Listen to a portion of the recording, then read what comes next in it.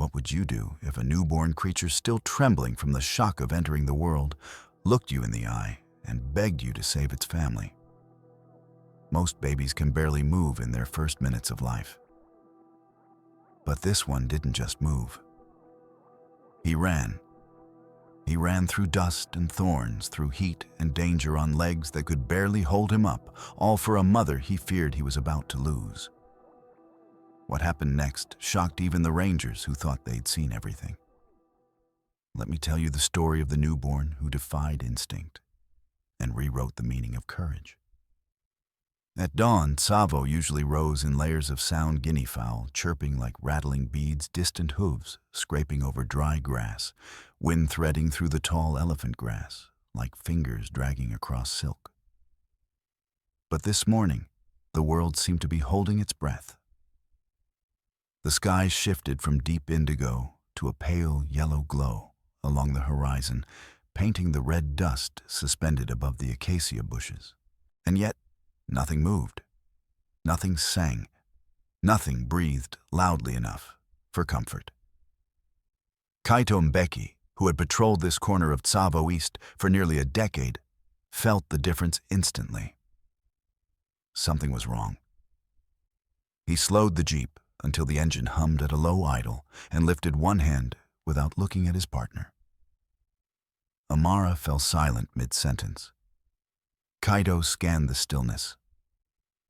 Savannah doesn't go quiet like this unless something has happened, he murmured almost to himself. Even the air seemed tense, like the land itself was waiting. A breeze lifted, carrying with it a faint dust-scented dryness. And then, a sound. A tiny, trembling, broken sound. Kaito straightened in his seat. Amara leaned forward, brow furrowing, as she turned her head toward the left side of the jeep. At first, the noise was too soft to place thin, quivering, swallowed up by distance and grass. But then it came again, a fragile, wavering burp. Burp. That didn't belong to any adult animal. That's... Amara breathed, eyes narrowing. Kaito, that sounds like a newborn calf. His stomach tightened. A newborn elephant alone meant only one thing: disaster. They stepped out of the jeep boots, sinking into warm, red earth. Kaito held up a fist, signaling silence. The sound came again, small, shaking, desperate. Not the bleat of a frightened antelope fawn, not the screech of a bird. Higher, softer, younger, too young, and coming from only one voice. No rumble of a protective mother, no low cooing of the herd. Just one cry. One life.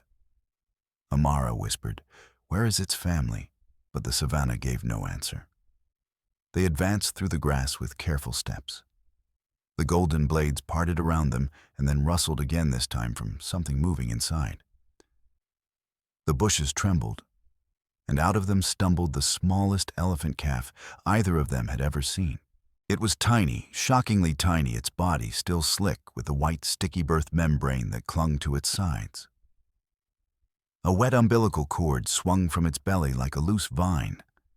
Its knees buckled under its own weight, and it collapsed onto its side before struggling, trembling to rise again. "Oh my God," Amara whispered. No newborn should be walking. Not to minutes after birth. Not alone.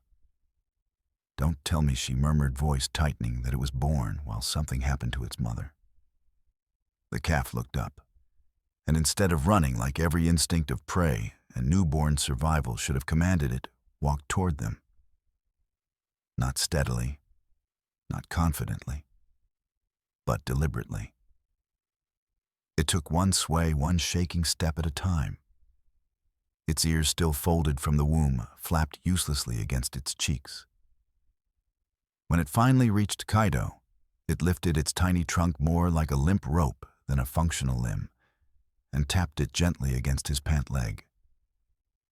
A request, a plea, a call for help. Kaito froze. Amara covered her mouth. The calf backed up a few steps, gaze never leaving the two rangers. Panic flickered in those dark, cloudy newborn eyes, panic and purpose. It squeaked out another cry, then turned away, and waited. Kaito felt the breath leave his chest. "It's not wandering," he whispered. "It's leading." He followed the direction of the calf's trunk, earlier scuffed earth clawed by something large dragging itself along. A trail of smeared soil. A wide patch flattened by a heavy body. Signs of a mother in trouble. He crouched and touched the calf's umbilical cord, still warm, still wet. "It hasn't been alive 10 minutes, he said. Amara swallowed hard. Newborns don't behave like this, Kaito. They don't look for humans. They don't choose. She hesitated. It knows it needs us.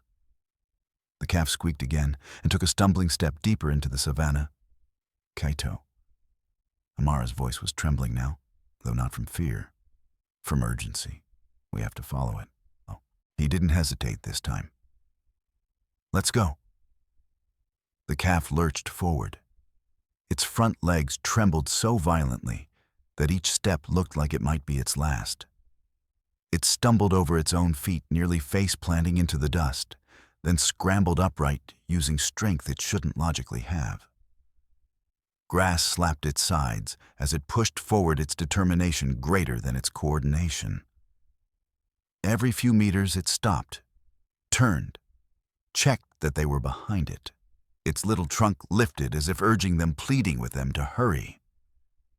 Several times it tripped over roots, tumbling onto its knees with a soft grunt of pain. But each fall was followed by a desperate, jerking attempt to stand again.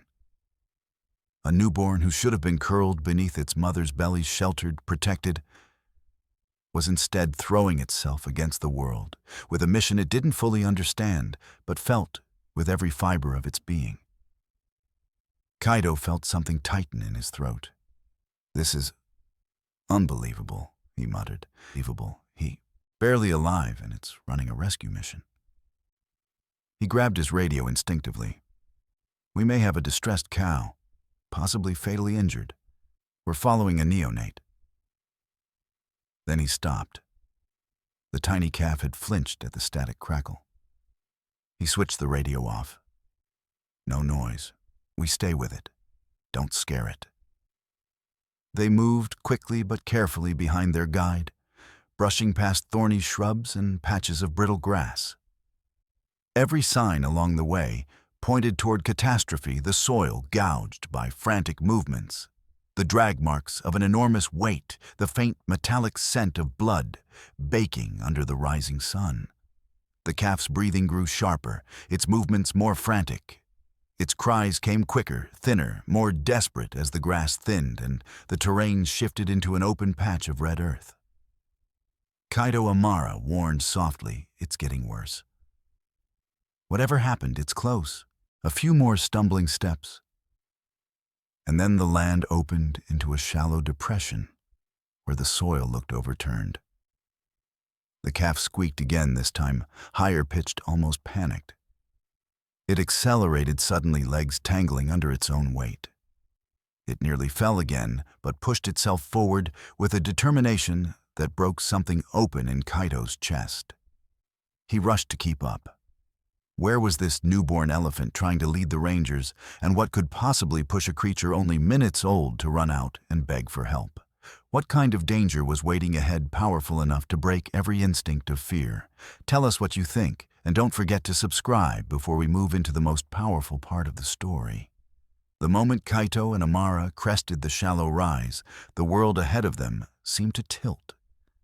At the end of the torn, chaotic trail, a massive gray form lay collapsed on its side, half sunken into the red earth. Shara, once a towering, healthy matriarch, was now reduced to a motionless heap of trembling ribs and dust.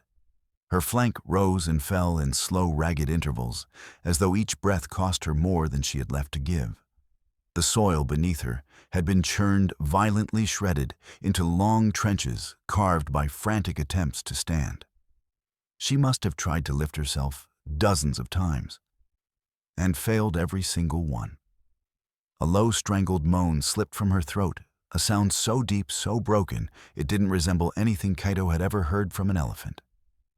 It wasn't a warning. It wasn't anger. It was agony. Pure, exhausted, overwhelming agony. Lumo, the newborn who had led them here, bolted the last few steps and pressed himself against her belly. He squeaked urgently, almost continuously, as if pouring every ounce of his tiny strength into begging her to respond. But Shira didn't open her eyes. Her breathing hitched. Her muscles quivered beneath her cracked, dust-covered skin. The wind swept across the clearing, carrying the thick, metallic smell of blood. Hot dust, stress sweat, and the fading pulse of a life slipping away. "We're losing minutes," Amara said under her breath. "Maybe seconds." They rushed forward. As they circled toward Shira's hind side, Amara's gasp cut through the heavy air. Kaito, her leg. The entire lower portion of Shira's left hind leg was wedged tightly between two jagged stone slabs. The skin around the trapped limb was shredded. A long tear ran down her thigh, where she must have pulled and twisted, trying desperately to get free. Blood had soaked into the red dust below, turning it into a dark, muddy brown. Kaito knelt beside the trapped limb. The angle was wrong. The tension in the muscles was wrong. "If she struggles again, the bone could snap," he said grimly. "If it hasn't already. And if we don't free the leg," Amara continued quietly, "we can't deliver the calf." The two locked eyes. They didn't need to say it. This wasn't just a birthing complication. It was a chain of disasters closing in at once. Kaito rose to his feet and approached Shira's massive belly. Something was off, terribly off. The left side was still swollen taut and shifting in faint, uneven movements. Kaito, Amara whispered, pressing her palm to the bulging curve. A tiny flutter pushed weakly against her hand. Her face drained of color. "She's carrying twins." Kaito inhaled sharply. There was another calf inside, and it was stuck. Lumo nuzzled his mother's abdomen again, whining softly. The desperate motion drew a choked sound from Shira, half rumble, half cry. "If the second calf doesn't come out soon," Amara said, voice trembling with urgency, "it will suffocate." And Shira, she's losing blood strength, everything. Kaito clenched his fists. "We came this far," he said. "All three of them walk away from this. Or none of us do." He stepped toward Shira's front, ready to begin whatever it took. But the moment his boot touched the ground, Shira's head jerked up. With a burst of raw maternal instinct, she released a guttural bellow that ripped through the clearing. It was a sound edged in agony, but also warning, "Stay back." Lumo flinched at the blast of sound, but recovered faster than any newborn should. He scrambled forward, climbing onto his mother's chest, planting his tiny feet against her wrinkled skin. He pressed his trunk to her lips and rumbled a small, trembling family call that only elephants used among their closest kin. Shira's breath hitched. Her eyes rolled toward him, and something softened. Her head lowered again, the tension melting just slightly. Her eyelids fluttered, not in defeat, but in surrender. A surrender to trust. "She's letting us in," Amara whispered. "But we need to move fast." Kaito nodded and switched into command mode instantly. "Amara, you're on support. Stabilize her weight. I'll handle extraction." They moved with precision, born of years of field training. Amara looped a length of thick, soft rope under Shira's abdomen, anchoring it to a sturdy rock formation to create gentle elevation. Even slight lifting could ease the pressure on the birth canal. Every time Shira shifted, the earth erupted in clouds of red dust. Her groans vibrated through the ground, seeping into their bones. Lumo clung to her, trembling uncontrollably, but refusing to move away. Easy girl, Kaido murmured as he knelt between Shira's hind legs. We're right here. He reached into the slick warmth where the second calf was trapped. His fingers found a small, unmoving limb, a leg limp and cold. Amara swallowed hard. Kaido. Her contractions are weakening. She's running out of time. I know, he muttered, jaw tightening. We don't get a second attempt. Shira's entire body convulsed suddenly as pain surged through her. Dust exploded upward. Amara braced against Shira's side to keep the massive animal from crushing Kaido. Lumo squeaked frantically, running back and forth across his mother's belly, sensing the rising danger. Kaido Amara's voice was sharp. Her pulse is dropping. Fast. He didn't look up.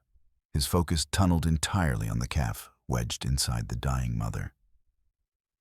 We have to get this baby out, he said. Now. He grasped the trapped leg, firmly positioning himself with all the leverage he had.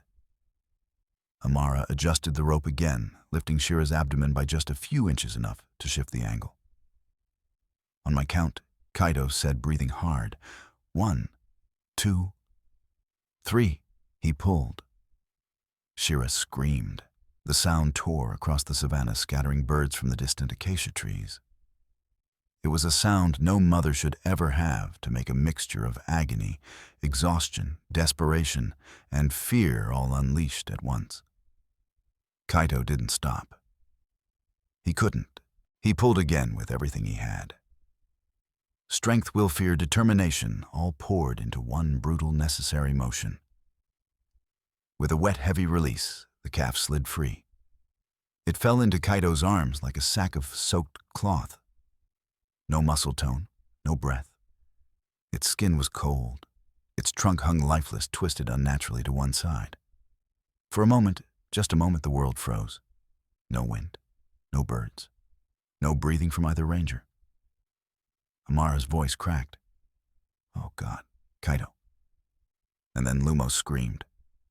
The newborn's tiny body shook with the force of his cry. It wasn't fear this time. It was grief. It was refusal. It was a demand that his sibling live. Kaido snapped back into motion. Amara, clear the airway. She swept in, using her fingers to remove thick fluid from the calf's nostrils and mouth. Kaido seized a rough cloth and rubbed the calf's chest with frantic, wide strokes. Nothing. He pressed both palms to the calf's ribs and began rhythmic compressions.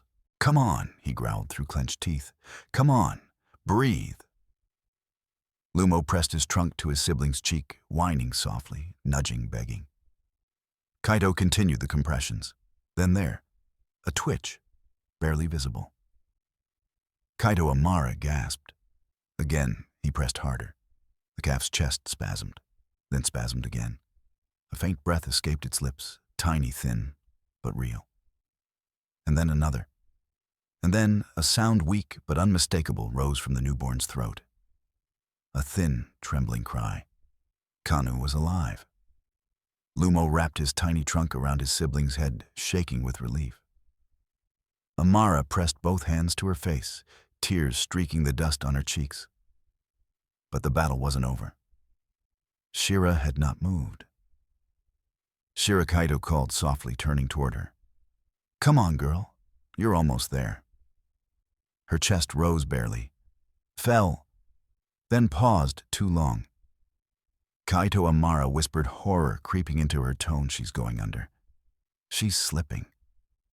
No, he said fiercely, crawling to her side. Not after all this. Not after they survived. He placed his hands on her forehead, then her neck. Her pulse fluttered a faint, stuttering rhythm. Stay with them, he urged. Stay with us. They worked quickly. Amara wrapped the shredded leg tightly, creating enough pressure to slow the bleeding. Kaido poured small amounts of water between Shira's lips. Her throat convulsed weakly, swallowing drops at a time. He massaged the thick muscles along her neck, trying to stimulate circulation. Amara used a damp cloth to wipe away the crusted blood and dust around her eyes. Come on, she whispered. Your babies need you. They're alive, Shira. They're alive because of you." A tremor flickered across Shira's eyelid. Then her ear twitched. "That's it," Kaido breathed. "Come back." Slowly, painfully slowly, Shira drew in a deeper breath. Her massive head lifted an inch off the ground, sagged, lifted again, and finally stayed aloft. She opened her eyes, and the first thing she saw was her children pressed against her, shivering alive. A long, low rumble vibrated through her chest. Not pain, not fear. Something softer, something ancient and maternal and overwhelming. With monumental effort, Shira braced her good legs beneath her and pushed. For a terrifying moment, she swayed so violently, Kaido lunged forward to brace her, but then her weight shifted, found balance, and steadied. She was standing. Barely. Wobbling, exhausted, but standing. Lumo and Kanu pressed into her belly, squeaking softly, warm bodies, trembling with relief. Shira curled her trunk weakly around Lumo, then brushed Kanu's forehead, as if counting their breaths, confirming again and again that her family was whole. Her eyes clouded with pain, but burning with fierce love, rose to meet Kaito and Amara. She did not step away. She did not raise her head in warning. She simply looked at them as though memorizing their faces, her saviors, her children's saviors. The savannah wind carried the faintest whisper of her rumble, deep and grateful, into the red horizon. The family was whole again, and against every odd, every rule of nature, every stroke of fate, they had survived. Nearly an hour passed before anyone dared believe the worst was truly over. Time moved differently in that clearing. The sun climbed higher, warming the red earth beneath Shira's massive body, drying the blood and sweat that streaked her skin. Kaito and Amara worked quietly, speaking only when necessary, watching every breath, every subtle shift in muscle. Little by little, the tremors in Shira's frame softened. Her breathing grew deeper, steadier. The wild panic that had once burned in her eyes faded, replaced by something slower, heavier, but alive. When Shira finally attempted to move, it was cautious, almost hesitant. She shifted her weight forward and tested one step, then another. Each movement was deliberate, calculated. Her injured leg barely touched the ground, bearing as little weight as possible. Her back still quivered with strain. But beneath the exhaustion, her strength was returning layer by layer, breath by breath. Kanu the calf pulled back from the edge of death itself, let out a soft, fragile rumble. It was barely louder than a whisper, but it carried meaning. It was the sound of readiness, of survival, of a life choosing to continue. Lumo pressed close to Shira's side, his small body brushing against her massive flank. Every few seconds he reached out with his trunk, tapping her leg, checking her balance the way only a child who had nearly lost everything would. He did not stray far. Not anymore. Ahead of them, the savannah stretched wide and golden under the midday sun. The grass shimmered in the heat. Somewhere beyond the low hills, the rest of Shira's herd waited, unaware of how close they had come to losing her forever. And now, the path back was open. Shira took another step, then another. Her massive form cast a long shadow across the dust as she began to move away from the place where she had nearly died. After several slow, careful strides, she stopped. The ground was quiet again. No cries, no alarms, just the wind whispering through dry grass. Shira turned. Her body moved first broad and heavy until she faced Kaito and Amara fully. She stood there, unmoving, her silhouette stark against the sunlit earth. For a long moment, no one spoke. No one dared breathe too loudly. She turned her head slowly, so slowly, it felt intentional, thoughtful, as though each movement carried weight. Her eyes met Kaito's. They were no longer glazed with pain, or clouded by fear. They were clear, deep, steady, and filled with awareness. This was not the look of a wild animal assessing a threat. This was the look of a living being, recognizing another. The wind rose, lifting red dust into the air in a thin veil. Sunlight caught the particles, making them glow. For a fleeting moment, Shira's eyes seemed to shine golden and ancient, reflecting something older than memory. Kaito stood frozen. He had faced charging bulls. He had stared down predators with nothing but training and instinct to protect him. But this felt different. This felt intimate. It felt as though Shira was seeing him not as a ranger, not as a human, but as the one who had stood between her children and death. I feel like... Kaito whispered, barely audible. She can see everything I've ever been. Amara swallowed hard. She knows, she murmured. She knows what we did. Shira blinked slowly. Once. A long, deliberate blink, an extraordinarily rare gesture among elephants. A sign of calm, of acceptance, of peace. The last trace of tension drained from her posture. Her breathing flowed in long, unhurried waves, each exhale steady and full, as though she were finally releasing the nightmare she had endured. And then, something unexpected happened. Lumo stepped away from his mother. It was subtle at first. A shift, a pause, then a deliberate turn. Kaito's heart stopped. The calf, only minutes old when he had begun this impossible journey, took a few careful steps toward the rangers. His head was lowered slightly, his ears swaying with each movement. He was no longer stumbling, no longer frantic. He was choosing. Kaito didn't move. He didn't even blink. He was afraid that any motion might shatter the fragile magic of the moment. Amara placed a hand on his shoulder. This isn't random, she whispered. Let him come. Lumo advanced slowly, the red earth warm beneath his feet.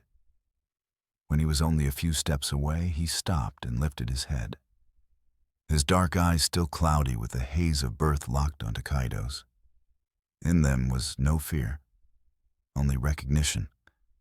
Then gently, almost reverently, Lumo reached out with his small trunk and touched Kaito's hand. The contact was light, warm, trembling. Kaito felt a shock ripple through him, sharp and electric. His breath caught in his chest, as though something ancient and deeply human had just been unlocked. Lumo held the contact longer than instinct required, longer than curiosity alone could explain. For a few seconds, that felt like an eternity. Two lives from opposite worlds remained connected. No sound passed between them. None was needed. It was a thank you, not loud, not dramatic, but complete. Kaito lowered his head instinctively, a gesture of respect older than words. You're safe now, he whispered. All of you. Lumo released his grip and let out a soft, low rumble, deep and gentle. Then he turned back toward his family. He trotted to Shira's side and pressed himself into her, his small body disappearing beneath the curve of her chest. Kanu followed, still unsteady but alive, brushing against his brother as though drawing strength from him. Shira waited until both calves were settled before moving again. Together, the three of them began walking. Their shadows stretched long across the earth, merging into one. Step by step, they moved toward the sea of tall grass, toward the distant hills where the rest of the herd waited. Kaito and Amara remained where they were. They did not follow. They did not speak.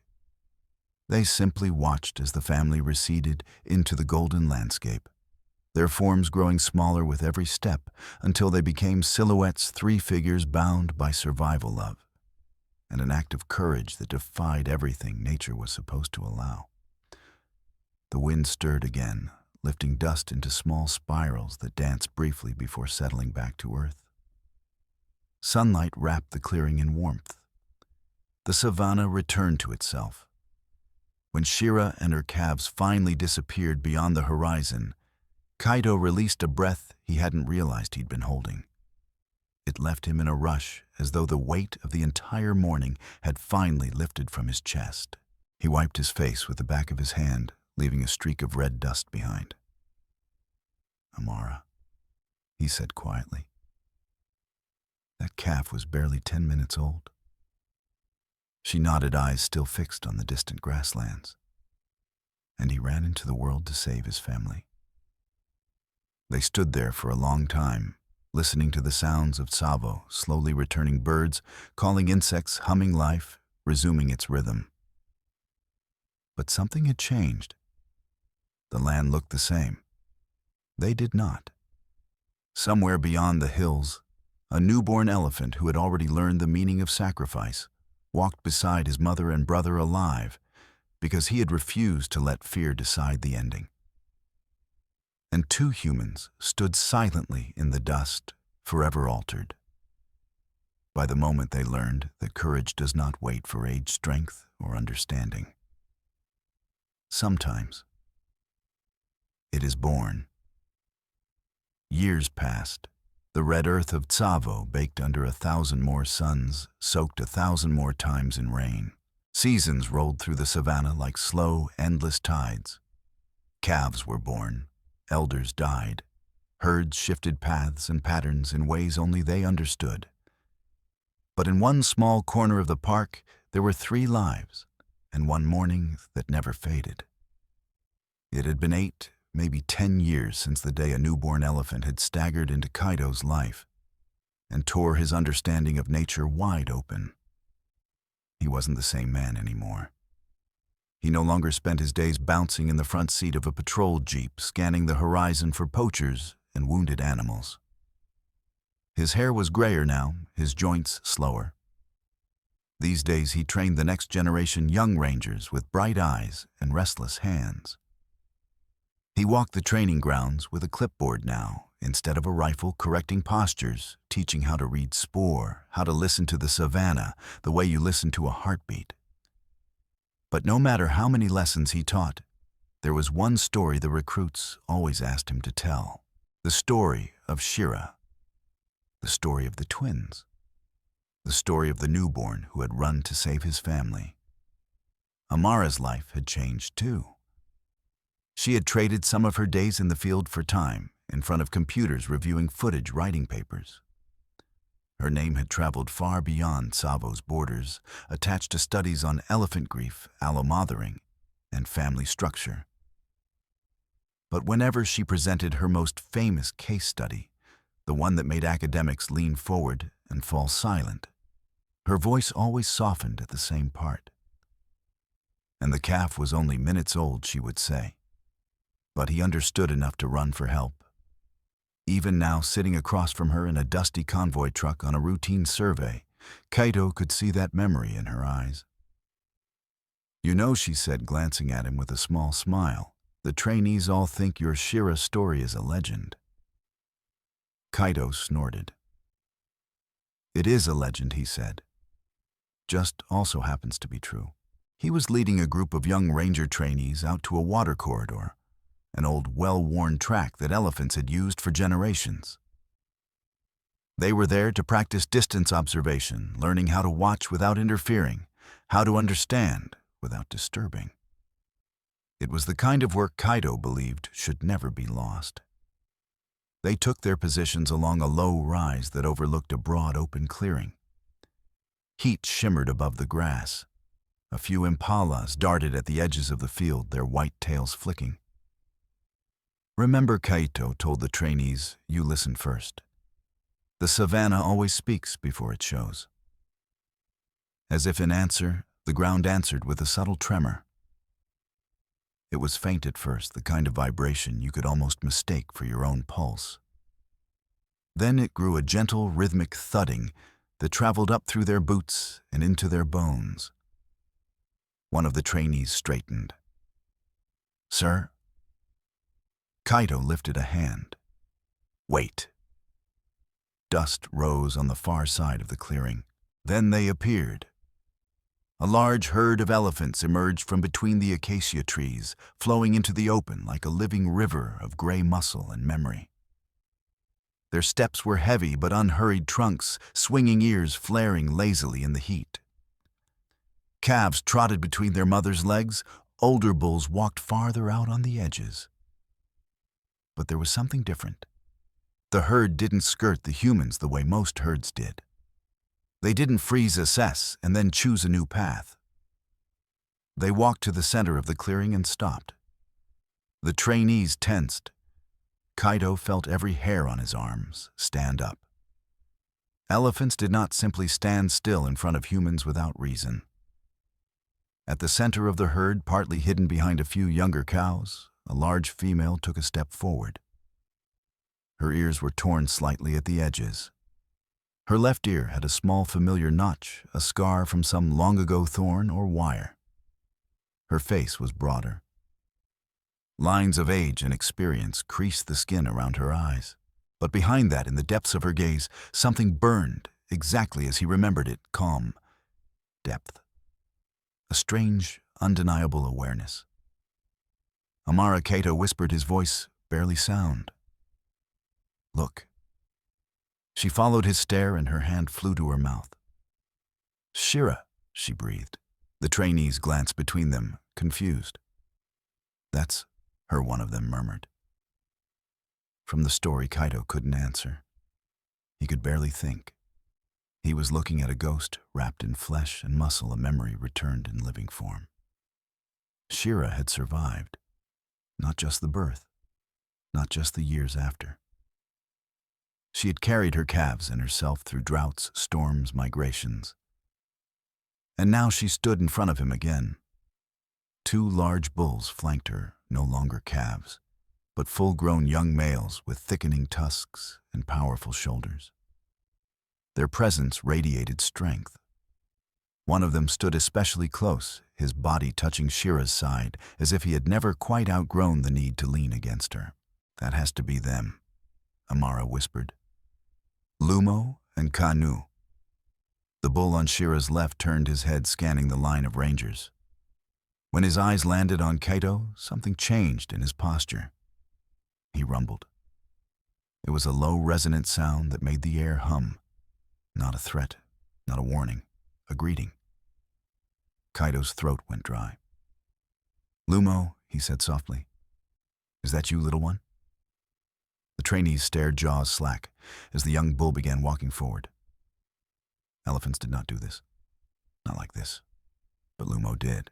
He stepped away from the protective cluster of the herd, angling his massive body carefully, deliberately. Each footfall was measured. Calm.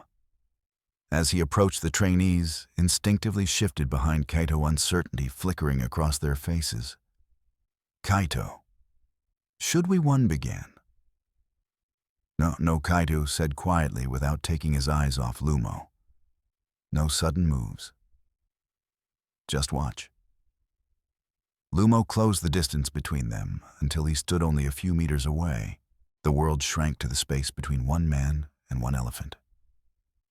Up close, Lumo was enormous, towering over Kaito in a way that made the memory of the wet, trembling calf he had once been feel almost impossible. But his eyes were the same. Dark. Deep, knowing. He extended his trunk slowly, like reaching out a hand. Kaito swallowed, took a single step forward, and let the trunk brush against his chest. Lumo's trunk rested there. Right over Kaito's heart. It stayed longer than any curious sniff required. The air burned hot around them. Dust brushed Kaito's skin. Somewhere behind him, one of the trainees exhaled shakily. But all Kaito felt was the weight of that touch. It was the same place Lumo had reached for all those years ago, with a trunk barely strong enough to lift. "Do you remember?" Kaito whispered. "You still remember." Lumo rumbled again, a sound so soft it felt like a secret shared only between them. Behind him, something even more extraordinary was happening. The rest of the herd had shifted. Elephants stepped aside one by one, peeling away to either side of the clearing. Their massive bodies moved with a quiet, solemn grace, creating a long, open path between the humans and the distant trees. They were making a corridor, not to pass through, but to honor. Amara's eyes shone. "They're opening the way," she said, voice breaking.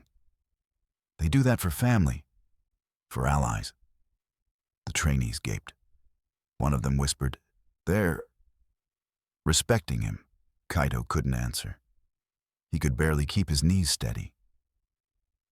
Lumo gave a final gentle press of his trunk against Kaito's chest, then lowered it, the gesture full of calm certainty. The moment ended, but something deeper settled in its place, like a knot tying itself tighter, pulling the two worlds closer together. Then the young bull stepped back, turned, and returned to Shira and Kanu's side. The herd closed the corridor they had created and began to move again, flowing like water through the clearing dust, rising around their ankles. As they passed, many of them glanced at the humans, not wary, not afraid, acknowledging.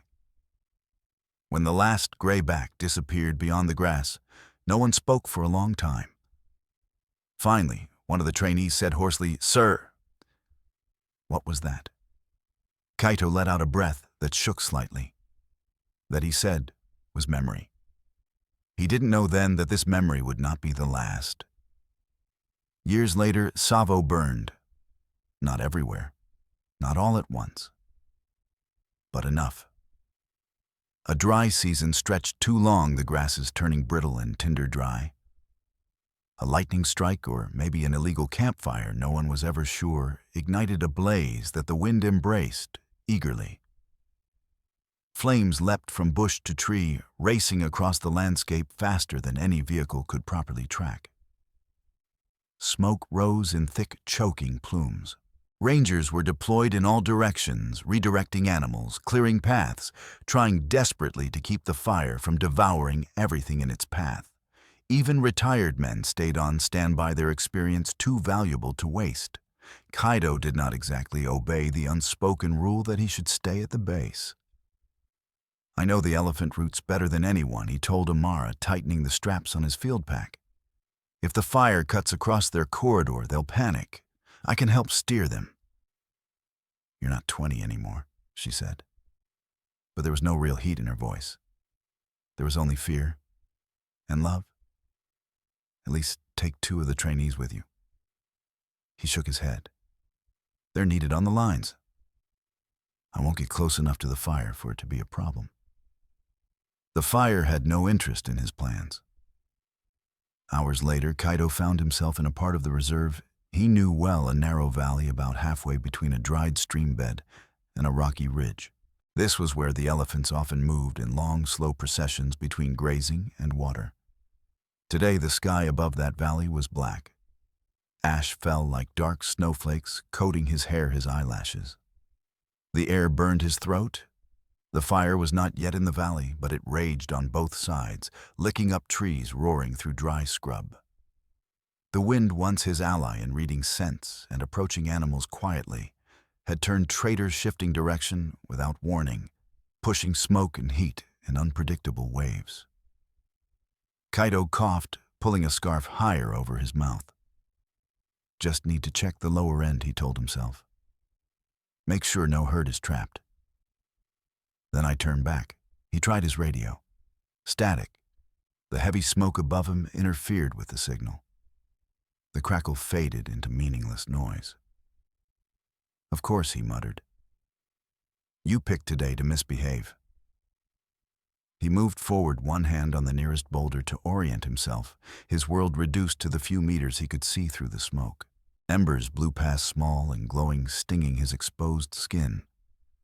The heat pressed against him like a wall. He didn't see the moment the wind shifted. He felt it.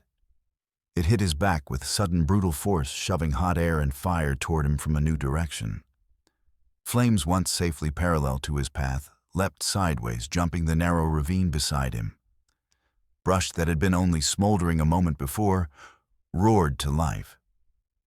The valley's exit, a narrow opening between rocks, vanished behind a curtain of orange. Shit. Kaito turned, squinting through the haze, trying to find another way. The fire advanced from one side, the smoke from another. Heat slammed into him, stealing the air from his lungs. He started to run. His foot caught on a root hidden beneath ash. He pitched forward and hit the ground hard, his palms scraping against blistering rock. He coughed once, twice, the smoke clawing down his throat. When he tried the radio again, there was only silence. He was alone. The realization should have terrified him. Instead, it brought a strange calm. Well, he rasped, rolling onto his back, staring up at the swirling, dirty sky. This is a stupid way to go. He could feel the heat building, radiating outward, pressing down. His lungs burned with every breath. He coughed, curled his arm over his face, but the smoke found him anyway. Then the ground shook. Not gently this time. Not like the subtle tremors of a distant herd. This was deeper, heavier, closer. Through the roar of the fire, another sound pierced the air, a deep, powerful trumpet that cut through the smoke like a blade. Kaito's eyes fluttered open. "No way," he croaked. "You've got to be kidding me." Out of the haze, figures appeared, huge, solid, impossible to miss, even through the smoke. Gray shapes emerged like ghosts from the black fog tusks, glinting faintly, ears flared wide. Elephants. At their front, larger than the others, walked a bull Kaito knew in his bones before his eyes even fully recognized him. Lumo. Scars traced faint lines along his trunk, now the marks of a life lived in a dangerous world. His tusks were longer, curved, like smooth ivory scythes. His eyes, though, were unchanged. They locked on Kaito instantly. Kaito tried to push himself upright. His limbs felt heavy, sluggish, as though weighted down by years and ash. "You shouldn't be here," he coughed. "This is the wrong direction. Go! Get away from the fire." Lumo did not go.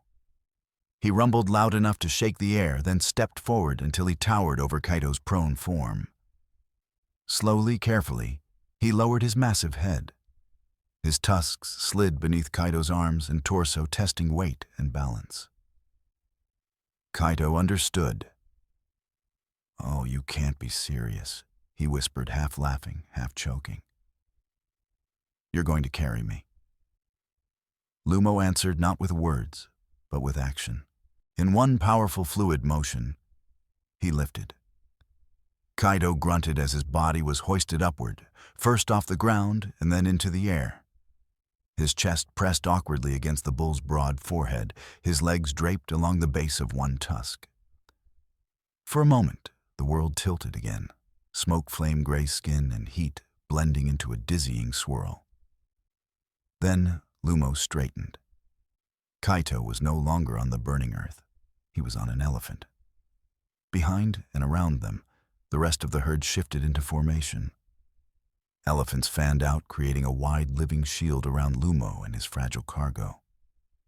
Their massive bodies blocked the worst of the heat. Their ears flapped, stirring air.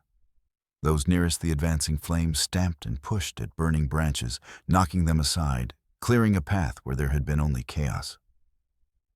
The herd began to move. Step by step, they advanced against the smoke, turning away from the heart of the fire and angling toward clearer ground. The air was still hot, still harsh, but less suffocating inside the moving wall of bodies. Kaito pressed a hand weakly against Lumo's head fingers, sinking into the warm, ash-dusted skin. "You remembered." He managed tears gathering unbidden in the corners of his stinging eyes. "You came for me." Lumo's answering rumble vibrated through his bones. It was not heroic. It was not dramatic. It was simple. Of course he had come.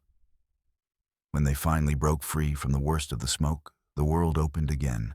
Blue sky above cleaner air, the edge of the fire line smoldering behind them. Rangers stationed along the perimeter shouted in shock as they saw the sight: a man draped over an elephant's tusks, being carried like something precious. As soon as they were safely beyond the danger, Lumo slowed. He lowered his head carefully, gently easing Kaito down until his boots touched solid ground again. Kaito staggered, legs shaking, coughing hard as his lungs fought to purge the smoke. One of the younger rangers ran forward to support him, but Kaito lifted a hand. He turned back to Lumo. The bull stood there, chest rising slowly, ash streaking his skin, eyes deep and steady. Kaito reached up and rested his palm against Lumo's forehead. "Thank you," he whispered. "You saved me." Lumo exhaled through his trunk in a soft, low blast, a sound almost like a sigh of relief. Then, without fanfare, he stepped back and turned his body toward the rest of the herd.